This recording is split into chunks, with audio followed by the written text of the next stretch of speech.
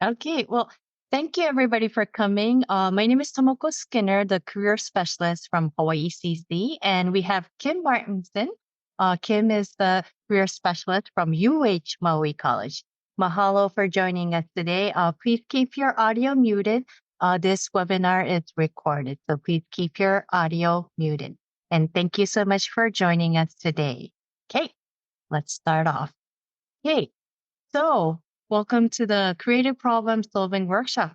In the past few decades, psychologists and business people alike have discovered that successful problem solvers tend to use the same type of process to identify and implement the solutions to their problem.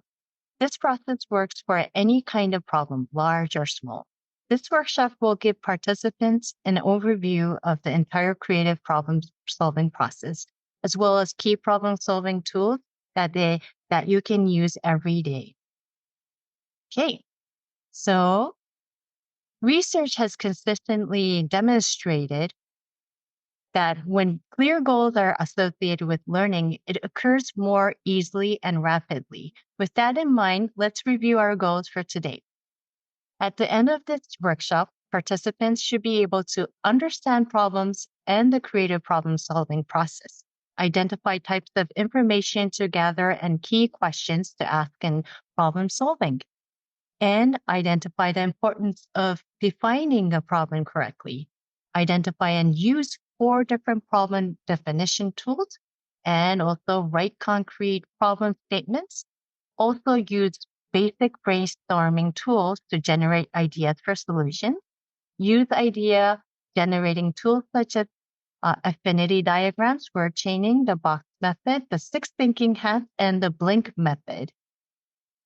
And also evaluate potential solutions against criteria, including cost-benefit analysis and group voting. Perform a final analysis to select a solution. Understand the role that fact and intuition play in selecting a solution. Also, understand the need to refine the short list and refine it.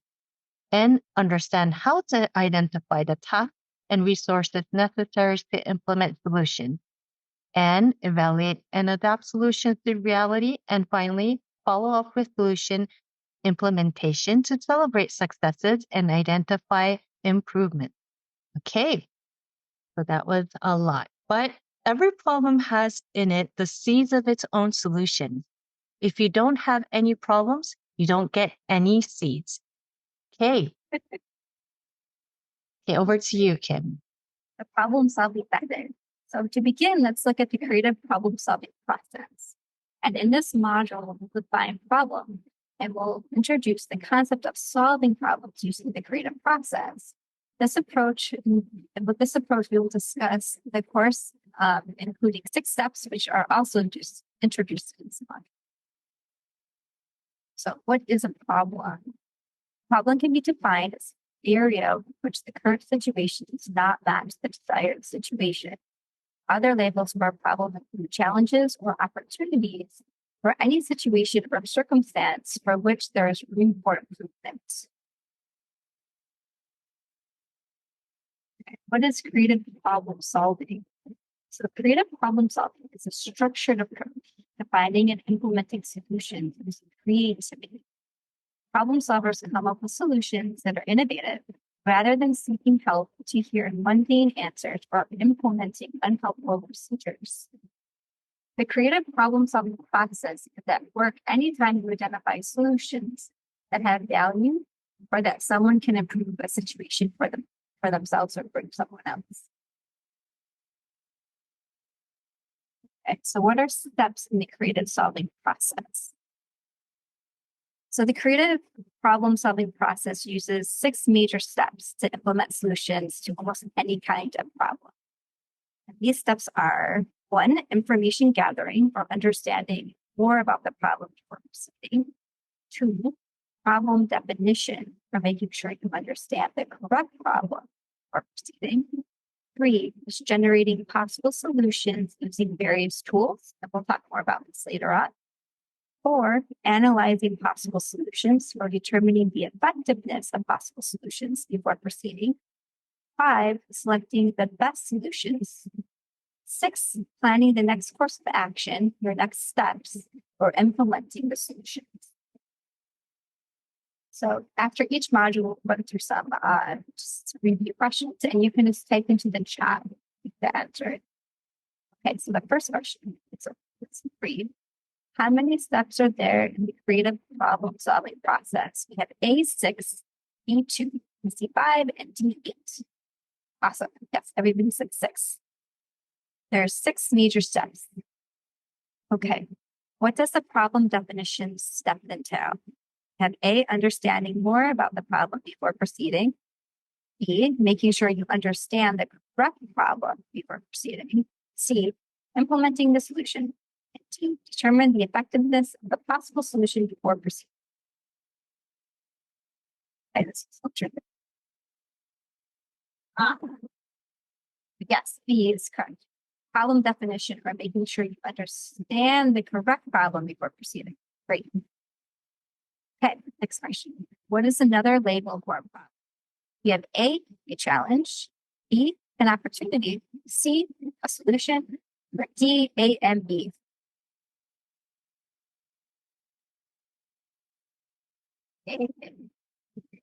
So A is correct, but we also look at it as an opportunity. So the correct answer is C. Yep, exactly. A and B. So problem is both a challenge, but it could also be an opportunity. Okay. For having lived long, I have experienced many incidences of being obliged by better information or fuller consideration to change opinions, even on important subjects, which I once thought right, but found to be otherwise. Okay, we'll go back to you. Hey, so module 3, information gathering. The first step in the creative problem-solving process is to gather information about the problem. In order to effectively solve the correct problem, you need to know as much about it as possible. In this module, we will explore different types of information, key questions, and different methods used to gather information. Okay, so understanding types of information. There are many different types of information. The following list includes information you will need to consider when beginning the creative problem-solving process. So we have these 4: concept, assumption, procedure, and process. On top of that, we have fact, opinion, opinionated fact. We have principle as well. So let's get into it. Explaining about facts. Facts are small pieces of well-known data. Facts are based on objective details and experience. And opinions are also based on observation and experience, but they are subjective and can be self-serving. When a fact and opinion are presented together, it is an opinionated fact, which may attempt to indicate the significance of a fact, suggest generalization or attach value to it. And then we have the opinionated facts. Opinionated facts are often meant to sway the listener to a particular point of view using the factual data. And we have concepts. Concepts are general ideas of categories of items or ideas that share common features. Concepts are important pieces of information to help make connections or to develop theories or hypotheses. And assumptions. Assumptions are the type of concept or hypothesis in which something is taken for granted. And procedures. Procedures are a type of information that tells how to do something with specific steps.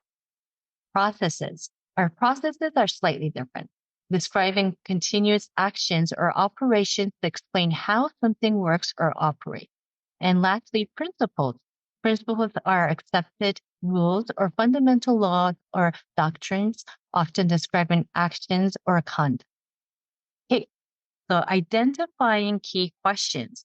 So when tackling a new problem, it is important to talk to anyone who might be familiar with the problem. You can gather a great deal of information by asking questions of different people who might be affected by or know about the problem. Remember to ask people with years of experience in the organization and lower level employees. Sometimes their insights can provide valuable information about a problem. So what questions should you ask? The key questions will be different for every situation. Questions that begin with the following are always a good starting point. Who, when, what, why, and which, how, and where. Here are some examples of more specific questions. Who initially defined the problem? What is the desired fate? To what extent is the roof being damaged? Where is the water coming from? When did the employee finish the training? How can we increase our market share? Which piece of equipment is working? The one important source of information is to ask if the problem has been solved before. Find out if anyone in your company or organization has had the same problem. This can generate information about the problem and potential solution. Okay, methods of gathering information. So when gathering information about a problem, there are several different methods you can use. No one method is better than another. The method depends on the problem and other circumstances. Here are some of the ways you can collect information about a problem. Conduct interviews. Identify and study statistics. Send questionnaires out to employees, customers, or other people concerned with the problem. Conduct technical experiments.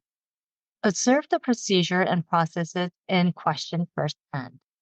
Create focus groups to discuss the problem. Okay, here are the review questions. Which of these questions is not an identifying key question? A, who, B, why, C, when, D, cost. Okay, I see a D. Yes, D is the correct answer. Cost is not a question to ask when identifying key questions.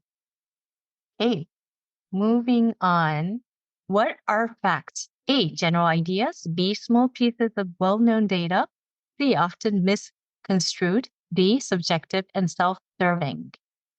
What is the correct answer? A, B, C, or D? Type in the chat box. Okay. B. Yes, correct. B is the correct answer. Facts are small pieces of well-known data. Facts are based on objective details and experience. Moving on. It is important to ask A, personal health information of employees. B, whether a particular problem has been solved before. C, whether anyone else in the company has had a similar problem. D, B, and C. Type in the chat box the correct answer. A, B, C, or D. Okay, we have a D here. Any other answer? D. Okay, question is D. One important source of information is to ask if the problem has been solved before. Find out if anyone in your company or organization has had the same problem. Okay. No problem can be solved until it is reduced to some simple form, the changing of a vague difficulty into a specific. Concrete form is a very essential element in thinking. J.P. Morgan. Okay, back to you, Kim. Okay, so problem definition. The next step in the creative problem-solving process is to identify the problem. This module will explore why problem solvers need to clearly define them.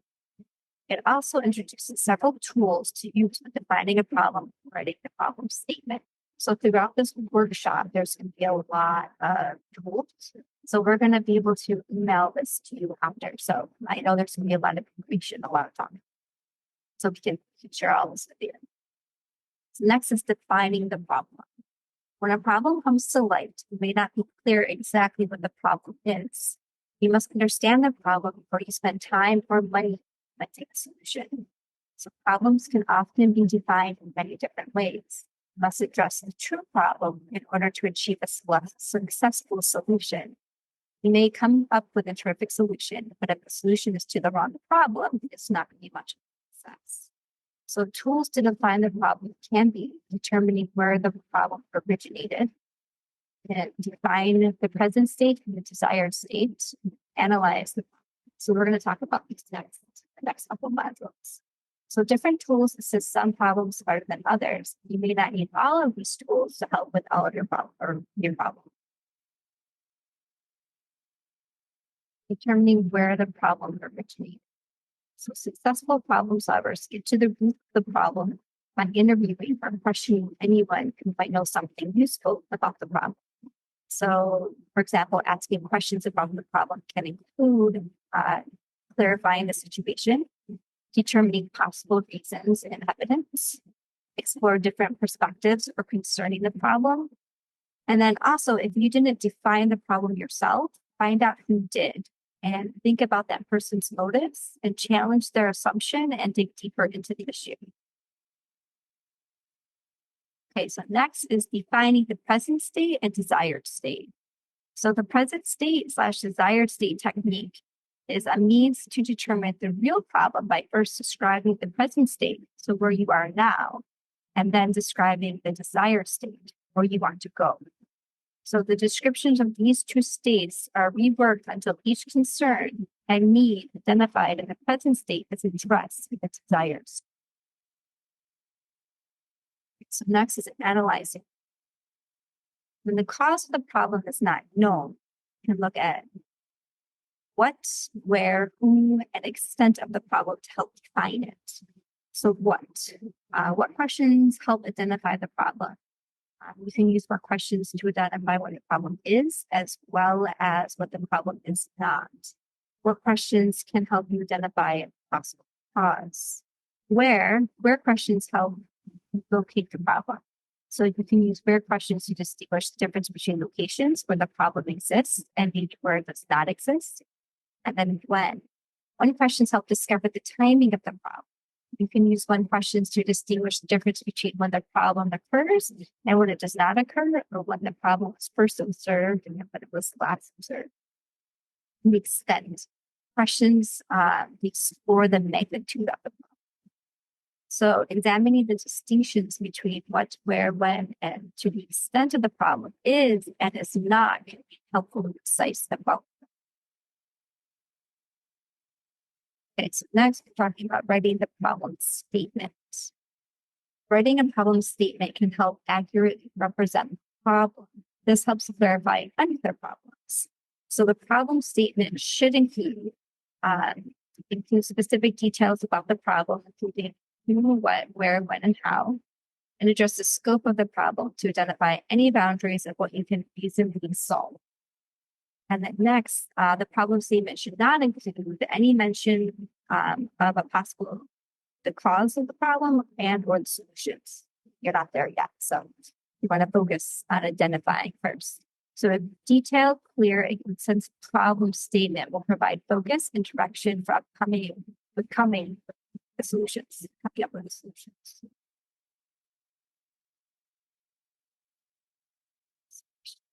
The question you should ask about the problem should A, explore different perspectives concerning the problem, B, complicate the situation, C, determine if the problem is worth fixing, and D, accept all assumptions about the problem. You can put into the chat to answer it. Great. A, yes. So the question you should ask about the problem should explore different perspectives concerning the problem. Great. Next question. Questions to clarify a problem should A, challenge assumptions about the problem, B, make the problem more difficult to understand, C, ask less about the original question, or D, all of the above. Yeah.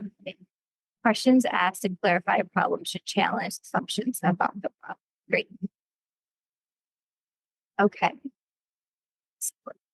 No idea is so outlandish that it should not be considered with a searching, but at the same time, steady eye.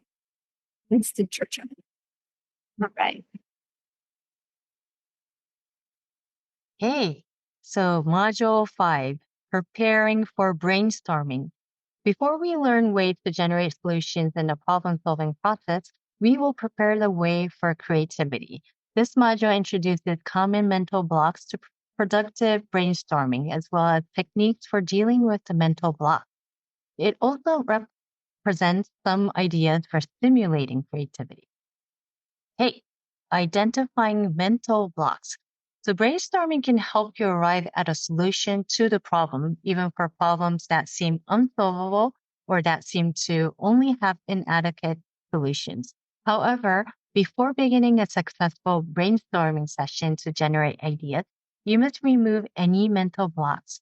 Mental blocks can eliminate great solutions before they are thoroughly examined as possibilities or springboards to other possible solutions. There are many types of mental blocks. Most blocks to problem solving fit into the following categories. Emotions. The emotional blocks can include anything from a fear of risk taking to a tendency to judge or approach the problem with negative attitude. The next one is distractions. Too much information, irrelevant information, or environmental distraction can prevent a productive brainstorming session. And the next one is assumptions. If problem solvers assume there is only one correct solution, they will be unable to generate additional ideas. Assumptions also become mental blocks from stereotypes or state boundaries where none exist. The next one is culture. Culture defines the way we live and limits the ideas we may generate or consider. However, not every culture is the same. Sometimes the cultural blocks are unnecessary, and sometimes we do not consider cultural limitations when we should. And lastly, communication difficulties. If we cannot communicate our ideas in some way, speaking, writing, or pictures, these communication difficulties can block our progress in generating ideas. Removing mental blocks. So, what do you do when you identify a mental block? Carol Goldman has identified several structure techniques for block busting. The first technique is an attitude adjustment. To remove blocks arising from a negative attitude, list the positive aspects or possible outcomes of the problem. Remember that problems are also opportunities for improvement. And the next technique deals with risk taking. To remove emotional blocks arising from a fear of failure, define the risk. Then indicate why it is important. Define what the worst possible outcome might be and what options there are in that scenario. Think about how to deal with the possible failure. And the next technique encourages you to break the rules. So some rules are important, but when rules create an unnecessary imaginary boundary, they must be disregarded so that problem solvers can come up with innovative solutions. And the fourth technique is to allow imagination, feelings, and sense of humor to overcome a reliance on logic and a need to conduct problem solving in a step-by-step manner. And the fifth technique involves encouraging your creativity. We'll look at that in more detail in the next topic. Okay, stimulating creativity. To overcome mental blocks and foster creativity, you want to step outside for a nature walk or bike ride to refresh your mind. Or you can also change your environment. Try working on the floor or in the park. Practice deep breathing to oxygenate your brain and boost energy. Meditate to clear your mind and focus, possibly using guided meditation. You can also write in a journal to declutter your thoughts and identify mental blocks. You can also carry a notebook or use a PDA or iPad to capture ideas anytime, anywhere. And challenge yourself with new questions, learning or breaking routines. Embrace and nurture fragile new ideas. Pay attention to details, including self-reflection. And lastly, engage in creative hobbies like puzzles and games to stimulate creativity. Okay, review questions. What are cultural differences? A, differences in the way we live or consider ideas. B, differences in communication skills. C, similarities in communication skills. D, all of the above. What is the correct answer? Okay, we see a D, we see a D, D, D. Okay, the correct answer is A. Culture defines the way we live and limits the ideas we generate or consider. However, not every culture is the same. Sometimes the cultural blocks are unnecessary, and sometimes we do not consider cultural limitations when we should. Okay, moving on. What does brainstorming achieve? A state of higher awareness. B, It helps you arrive at a solution for the problem through opening your perspective. B, an instant solution for your problem. B, nothing. It's a complete waste of time and delays your properly approaching the problem at hand. What is the correct answer? A, B, C, or D? Okay, I see B is correct. Brainstorming helps you arrive at a solution for the problem through opening your perspective. Okay, what are examples of distractions? A, problems with negative attitude. B, assuming a problem subscribes to a certain stereotype. C, irrelevant information or too much information. D, communication difficulties with employees. What is the correct answer? A, B, C, or D? Correct. C is the correct answer. Distraction. Too much information, irrelevant information, or environmental distractions can prevent a productive brainstorming session. Imagination is more important than knowledge. Albert Einstein. And back to you, Kim. Generating solutions. The next step in the process is generating solutions for the defined problem. It's crucial to brainstorm as many solutions as possible before analyzing or implementing them. Okay. Brainstorming the basics. So in order to come up with a good idea, you must come up with many ideas. The first rule of brainstorming is to come up with as many ideas as you possibly can. Some of the ideas will not be good, but if you start analyzing these ideas while you're generating them, the creative process will quickly come to a end. So therefore, the second rule of brainstorming is to defer judgments. Allow creativity and imagination to take over in this phase of the process. And the next rule for brainstorming is to come up with the wildest, most imaginative solutions you could possibly think of. Sometimes these solutions, even if they do not end up implementing them, they can lead to a successful solution. So along with deferring judgment, allow those ideas that might be considered crazy just to flow. And then maybe one of those crazy ideas might just be the seed to the perfect solution that you're actually looking for, that you actually implement. And then finally, use these ideas as springboards to other ideas, or this is another way of piggybacking off ideas. Okay, and then next, two is brainwriting and mind mapping. So brainwriting is similar to brainstorming, and it can be used to generate new ideas and encourage creative problem solving and develop innovative solutions. But instead of getting people to discuss their ideas out loud, brainwriting keeps people to write the ideas down, and then they share them at the end. And this could also be done anonymously. So if you have people in your group who might be more shy, it's a great way to include everybody. And then if you look at it's a good idea to kind of use Post-its. You can write your ideas down on the Post-it, and then you can put them all up where everybody can see. And then you guys can work through the solutions that way. And then the other idea is mind mapping. And this is done alone. The problem solver starts by writing down one main idea, usually in the center of the paper, and then write additional ideas around the sheet of paper. And then you circle on those ideas, connect the ideas with line. This technique allows for representing like a non-linear relationship between ideas. So these are just two ideas. Okay. And then review questions. Which of the following is not an idea generating technique? We had brainwriting, A. B, mind manipulating. C, brainstorming. Or D, mind mapping. What do you think the answer is? Great. B, mind manipulating was not mentioned. It's not a thing. Okay. Next one. Which statement is false? So to come up with a good solution, you must use only one idea.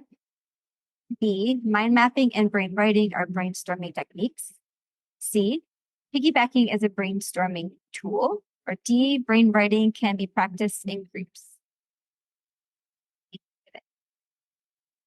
Okay, great, yes. The answer is A. So multiple ideas would generate creative thinking and problem solving. You don't want to limit it just to one. Okay. So if you find a good solution and become attached to it, the solution may become your next problem. Robert Anthony. Wait, to go back to you. Okay, Module 7, Generating Solutions.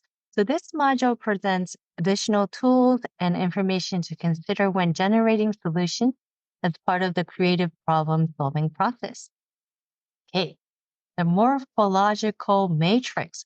So Fritz Zwicky introduced general morphological analysis, GMA, in the 1960s, applicable across various fields. It involved listing attributes or issues related to a problem and randomly combining them for solutions. Using a morphological matrix, attributes are listed in columns and various examples are generated for each. Solutions are then strategically or randomly combined, keeping all ideas open until the analysis phase. For complex problems, computer assistant is available, but a simple example such as traffic issues at a new elementary school can be tackled manually. For instance, attributes like safety, timeliness, pedestrians, and drivers are considered. Okay, so moving on, the 6 thinking hats. So in 1999, Dr. Edward Bono published a book entitled 6 Thinking Hats. He theorized that human brain thinks in a number of distinct ways or states, which can be identified, deliberately accessed, and therefore planned for use in a structured way. So the 6 thinking hats is a powerful technique that helps teams look at important decisions from different perspectives. It helps them make better decisions by pushing members to move outside their habitual ways of thinking and identify issues and opportunities they may not have otherwise noticed. So in order to make it easier to clearly identify, colored hats are used as metaphors. The act of putting colored hat on allows individuals to symbolically think in terms of the state, either actually or imaginative. So the yellow hat is about positivity. Try seeing the benefit of your group's decision and what opportunity is open. And the green hat represents creativity. This is the hat of thinking new thoughts. Let your mind run free and generate ideas without censoring them. Try coming up with creative options and solutions. And red hat is about emotions. How do you feel about this? Use your intuition and gut feeling. In many cases, this is a method for harvesting ideas. It is not a question of recording statements, but rather getting everyone to identify their top 2 or 3 choices from a list or ideas or items identified under another hat. It is applied more quickly than the other hats to ensure it is a gut reaction that is recorded. And the next one is white hat. This makes you focus on the data. Analyze the available data and trends. This represents a very rational approach. Examples of these based on what, where, when, who, and how set of questions. And black hat. So black hat represents looking at the downside. What are the worst case scenarios? Take a defensive approach, imagine any potentially negative outcomes to see what might not. Participants identify barriers, hazards, risks, and other negative implications. This hat is usually natural for people to use. However, issues with it are that people will tend to use it when it's not requested and when it's not appropriate. And lastly, blue hat. The blue hat is for controlling the process. This is the hat under which all participants discuss the thinking process. The facilitator will generally wear it throughout, and each member of the team will pull it out from time to time to think about directing their work together. This hat should be used at the start and end of each thinking session to set objectives, to define the route to take, and where the thinking process is going. Having a facilitator maintain this role throughout helps ensure that the group remains focused on path and improves their chances of achieving their objectives. The Blink method. So in the book Blink, The Power of Thinking Without Thinking, this is a book from Malcolm Gladwell. He talks about how our quick gut but gut decisions, not all decisions can be just as good or even better than well thought out ones. So especially when we're overloaded with information. He calls this thin slicing, where we make snap judgment based on limited info. Gladwell gives example where experts and regular people make better choices through thin slicing, like identifying a fake bad state. But he also warns about our quick decisions to be influenced by biases and stereotypes leading to big mistakes, like a big man being shot by police. So he says that for a simple decision, it's best to think carefully, but when things get complicated, our gut feelings might actually be better. Okay. Review questions. So how many hats are there in the Dr. Edward de Bono's book? A, 10, B, 7, C, 3, D, 6. Okay, D. Correct. D is the correct answer. The book is titled Six Thinking Hats. Moving on. Which of the following is a thinking hat? A, the pink hat, alternatives and learning. B, the white hat, critical thinking. C, the blue hat, the big picture. D, the purple hat, opening perspectives. This could be a hard one. We see D and B. Any other questions? Yes, B. Oh, we have a B. Okay. So the correct answer is B, blue hat, the big picture. This hat serves as the facilitator of the group thinking process. This hat can be used to set objectives both for the problem-solving process and thinking session itself. Okay. The blink method advocates A, thin slicing, B, thick slicing, C, using ample information to generate informed decisions, D, the adaptive subconscious. What is the correct answer? A, B, C, or D? A, B, C, or D? Type in the chat box. A. I see a A. A. I see some D. AD. Okay. The correct answer is A. In example and research Gladwell represents, experts and average subjects are alike are better able and happier with choices made through what he called thin slicing, or coming to a conclusion with limited information. Okay. Complex problems. A should be done by hand. B should be entered into the morphological matrix by hand. C should be solved using a computer-assisted morphological assessment.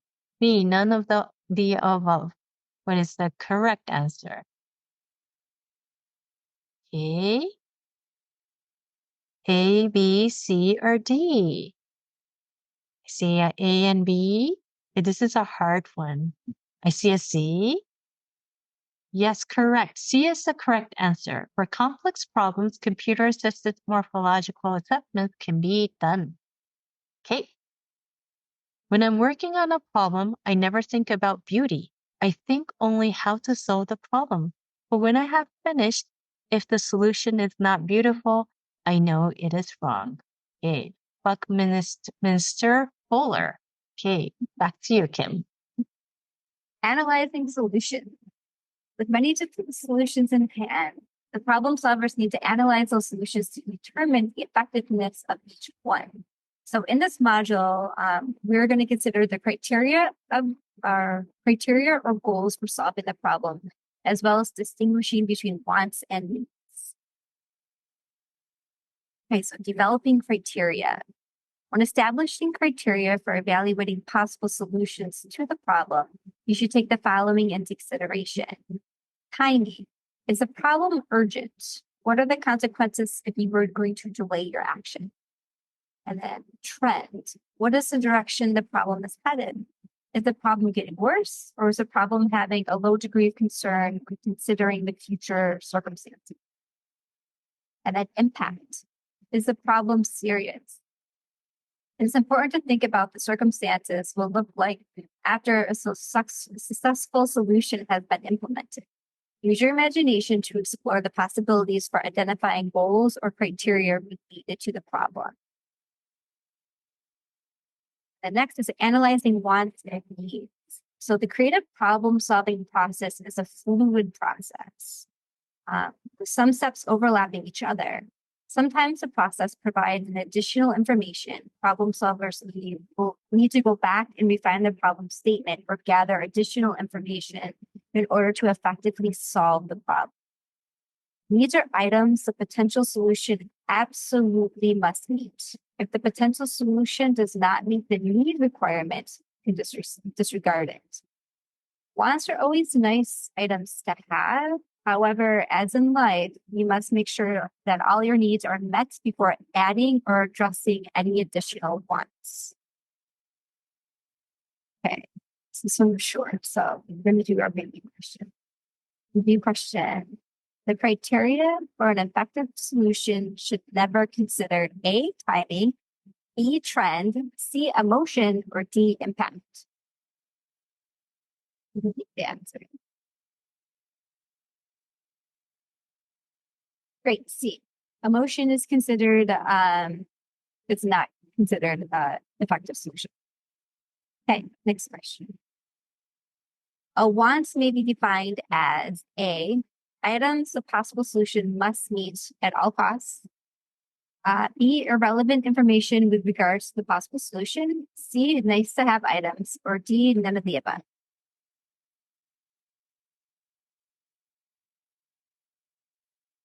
The answer C, they're nice to have items. Wants are nice to have. And you can provide to weigh each item to see the importance of it, but you want to focus on, you want to focus on the needs, not the wants. Okay, great. Okay. Again and again, the impossible problem is solved, or you see that the problem is only a tough decision waiting to be made. Robert Schuller. Yeah, back to you, Jim. Hey, Module 9, selecting a solution. The next step in the process is to select one or more solutions from the possibilities. In the previous step, you will have eliminated many of the possibilities. With a short list or possibilities, you can do a final analysis to come up with one or more of the best solutions to the problem. This module discusses that final analysis as well as a tool for selecting a solution called paired comparison analysis. It also discusses analyzing potential problems that may arise with a selected solution. Okay, so doing the final analysis. In the previous stage of the process, you perform the cost-benefit analysis. However, since we cannot always know all the potential variables, this analysis should not be the only one you perform. For each potential solution, you must weigh the potential advantages and disadvantages. Consider the compatibility with your priorities and values. Consider how much risk and solution involved. Finally, consider the practicality of the solution. It may be helpful to create a map for each solution that addresses all the relevant issues. And consider the potential results of each solution, both the immediate results and the long-term possibilities. In the final analysis, you will refine your shortlist and keep refining it until you determine the most effective solution. Okay, paired comparison analysis. The paired comparison analysis tool is a method of prioritizing a small number of workable solutions. The first step for using this tool is to list all of the possible solutions. Label each potential solution with a letter or number. Next, compare the solutions in pairs.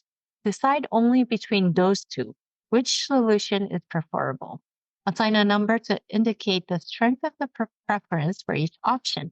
For example, problem solvers could assign a 3 to items they strongly prefer, a 2 to a moderate preference, or 1 to a mild preference. So this first round continues 2 at a time until all the solutions are ranked. Then all the ranks are added together to obtain a priority score for each item. The top score is the preferred solution. analyzing potential problems. So think forward to the solution implementation. Ask how, when, who, what, and where in relation to implementing the solution. Does the imagined future state with this problem solution match the desired state developed earlier in the process? Brainstorm for potential problems related to the solution. Consider how likely potential problems might occur and how serious they are. These potential issues can be evaluated as needed, as needs and wants, along with the criteria for evaluating solution. So sometimes this analysis can uncover a potential hardship or opportunity that changes the criteria, problem definition, or the other aspects of the problem-solving process. Remember to be flexible and revisit the other stage of the process when necessary. Hey, review question. The following statement is true with regards to a final analysis. A, you should only weigh select advantages against all the disadvantages during analysis. B, it should be performed in silence and in a group. C, never consider the long-term possibilities for a solution as you will likely change that solution in the near future. D, consider the practicality of your solution. What is the correct answer? A, B, C, or D? A, B, C, or D? I see a D. Yes. Correct. D is the correct answer. For each potential solution, you must weigh the potential advantages and disadvantages. Consider the compatibility with your priorities and values. Consider how much risk the solution involves. Finally, consider the practicality of the solution. Okay. Which question should not be asked when analyzing potential problems? A, at what cost? B, when? C, where? D, how? What is the correct answer? A. I see a lot of A's. Correct. A is the correct answer. Think forward to the solution implementation. Ask how, when, who, what, and where in relationship to implementing the solution. Does the imagined future state with this problem solution match the desired state developed earlier in the process? Okay, moving on. For each potential solution, you must weigh the potential blank. A, advantages. B, disadvantages. C, A and B. D, neither A nor B. Okay, I see a C. Okay. C is the correct answer. For each potential solution, you must weigh the potential advantages and disadvantages. Correct. And here we have another quote for you. Even if you're on the right track, you'll get run over if you just sit there. Well, Roger. Okay, back to you, Kim. I like that. Okay, planning your next steps. Once you have selected one or more solutions to the problem, it is important, it's now the time to implement them. So this module looks at identifying tasks and resources and reevaluating the solution and adapting as necessary. First is identifying tasks. As part of the creative problem-solving process, it's a time to think about the steps for making the solution become a reality. What steps are necessary to put the solution into place? So brainstorm with people involved with the problem to determine the specific steps necessary to make the solution become a reality. While making that list, identify any tasks that are critical to the timing of the solution implementation. So critical tasks are items that will delay the entire implementation schedule if they're not completed on time. Non-critical tasks are items that can be done as time or resources permit. Next is identifying resources. So this part of the creative problem-solving process is the time to think about the resources for making the solution become a reality. These types of resources are time. How will you schedule the project? When would you like the solution to be completed? How much time would each task take? The next is personnel. Who will complete each of the identified tasks? Do you have group members or do you have a team that could help? Next is equipment.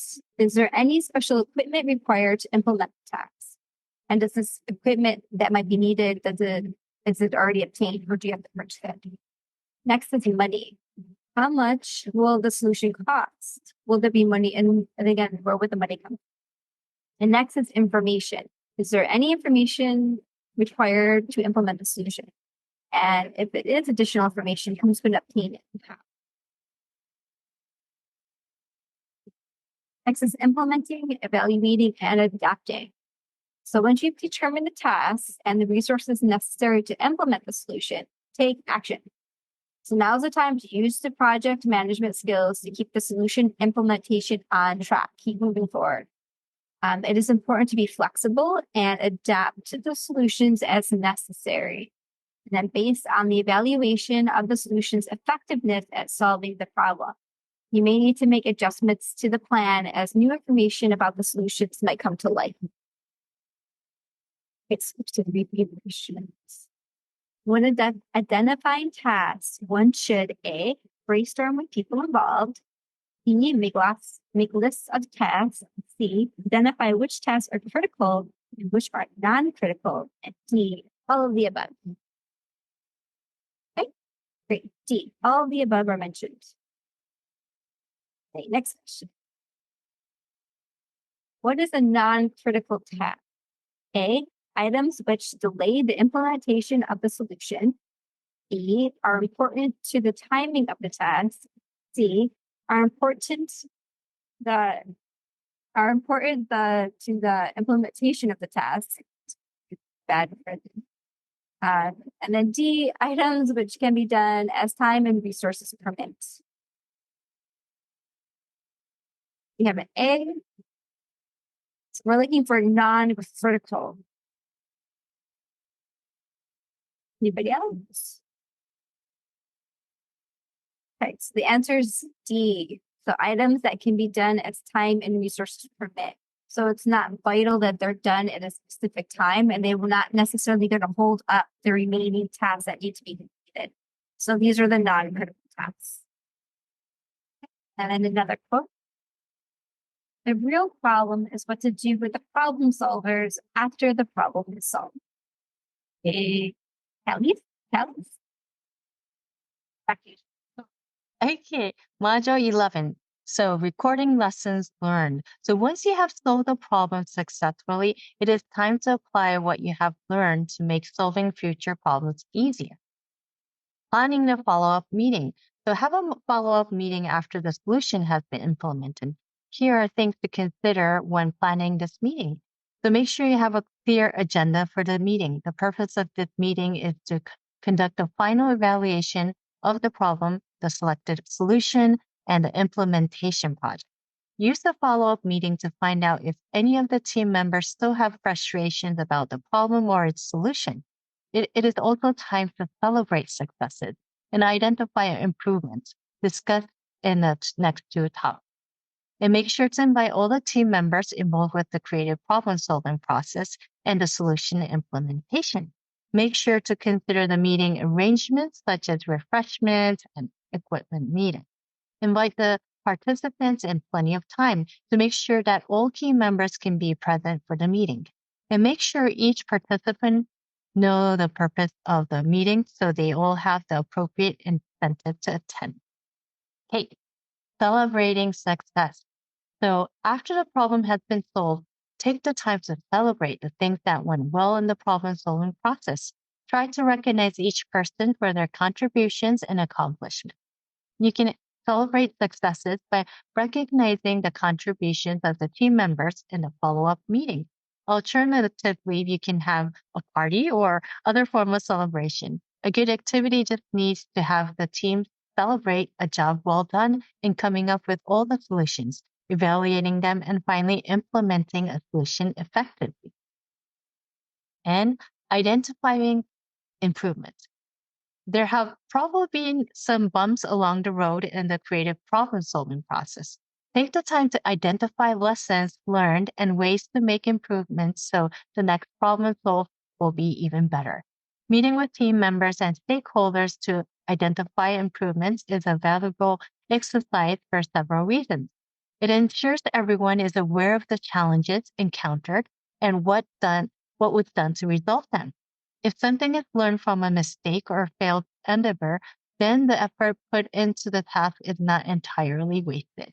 And participants can apply these lessons to future problems and be more successful. Okay, review questions.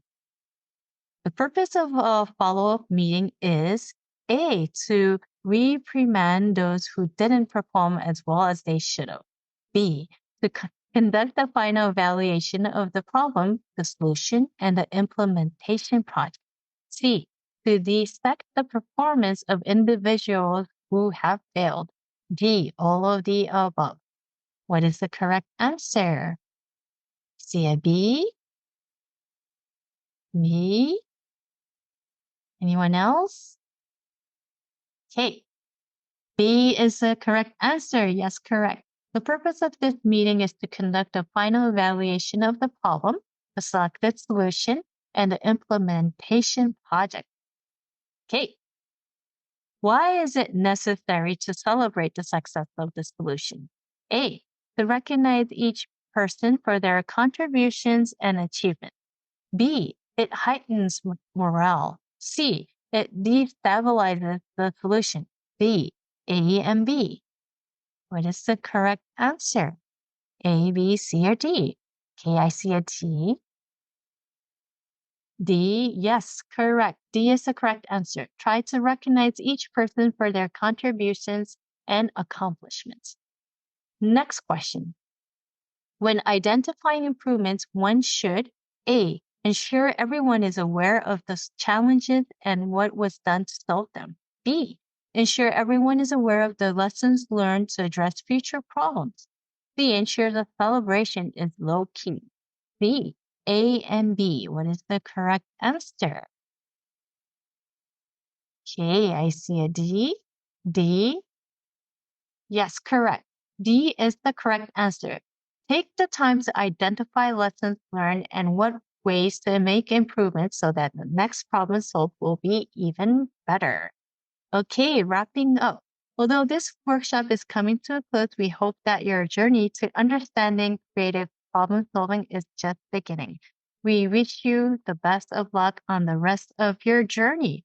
And lastly, we have these quotes for you. So yeah, if you guys don't have any questions, thank you so much for your time. And as Timoko said, have a great long weekend.